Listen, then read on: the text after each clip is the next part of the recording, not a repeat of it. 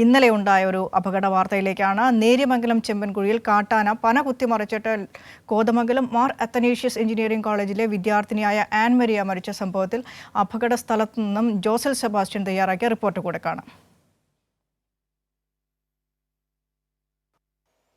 കോതമംഗലം മാർ അത്തനേഷ്യസ് കോളേജിലെ എഞ്ചിനീയറിംഗ് വിദ്യാർത്ഥികൾ സഞ്ചരിച്ച വാഹനം അപകടത്തിൽപ്പെട്ട ചെമ്പൻകുഴിയിലാണ് ഇപ്പോൾ ഞാനുള്ളത്. ഇവിടെ ഇപ്പോൾ ആൻമിരിയെയും അതുപോലെ തന്നെ കൂടെ ഉണ്ടായിരുന്ന സുഹൃത്തിനെയും എല്ലാം ആശുപത്രിയിൽ കൊണ്ടുപോകുന്നതിന് വേണ്ടി ആ സമയത്ത് ഇവിടെ ഉണ്ടായിരുന്ന ചേട്ടൻ നമ്മളോടൊപ്പം ചേരുകയാണ്. എങ്ങനെയാണ് ഈ സംഭവം നടന്നത്? വൈകുന്നേരം ഒരു 5:45-6 മണിയോടടുത്താണ് ഈ സംഭവം. അപ്പോൾ മഴയോ കാറ്റൊന്നും ഉണ്ടായിരുന്നില്ല. അപ്പോൾ ഒരു മരം ഒടിഞ്ഞു വീഴുന്ന ശബ്ദം കേട്ടു. എൻ്റെ വീട് തൊട്ട് താഴെയാണ് ഉള്ളത്. അപ്പോൾ മരം വീണൊരു 2 മിനിറ്റ് കഴിഞ്ഞപ്പോൾ തൊട്ട് താഴത്തെ ചേച്ചി പറഞ്ഞു അവിടുന്ന് കരച്ചിൽ കേൾക്കുന്നുണ്ടെന്ന് പറഞ്ഞു. അങ്ങനെയാണ് പെട്ടെന്ന് പിന്നെ റോഡിലേക്ക് ഓടിയെത്തുമ്പം ഈ പെൺകുട്ടി താഴെ വീണ് കിടപ്പുണ്ട്. കാണുന്നുണ്ടായിരുന്നില്ല. പിന്നീട് മനസ്സിലായത് ഇവർ ബൈക്കിനെ വന്നതെന്നും ബൈക്ക് താഴെ കുഴിയിലേക്ക് തെറിച്ചു പോയെന്നും അറിയുന്നത്.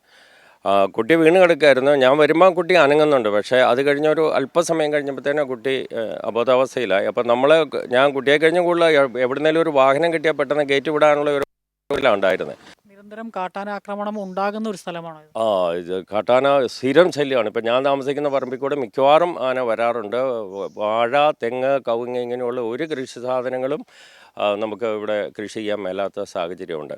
അപ്പോൾ ആദ്യം ഇത് ആനയാണെന്ന് എനിക്ക് പെട്ടെന്ന് മനസ്സിലായില്ല. ഞാൻ ഈ കുട്ടിയെ ശ്രദ്ധിച്ചുകൊണ്ടിരുന്നു. അപ്പോഴാണ് ഭാഗ്യത്തിന് ഇവിടെ ഒരു തിട്ടായതുകൊണ്ട്, അല്ലെങ്കിൽ നമുക്ക് ആ കുട്ടിയുടെ അടുത്തേക്ക് എത്താൻ പറ്റത്തില്ല. കാരണം ആന ഞങ്ങളെ ആക്രമിക്കാനുള്ള രീതിയിൽ മുന്നോട്ട് വരുന്നുണ്ടായിരുന്നു. അല്പം കഴിഞ്ഞപ്പോൾ പുറകിൽ നിന്ന് വേറൊരു കൊമ്പൻ ആനയും കൂടെ. അങ്ങനെ 2 ആന ഈ സ്പോട്ടിൽ അന്നേരം ഉണ്ടായിരുന്നു. മൊത്തം ഏതാണ്ട് 5 ആനയും മറ്റും ഇവിടെ ഉണ്ടെന്നാണ് പറയുന്നത്.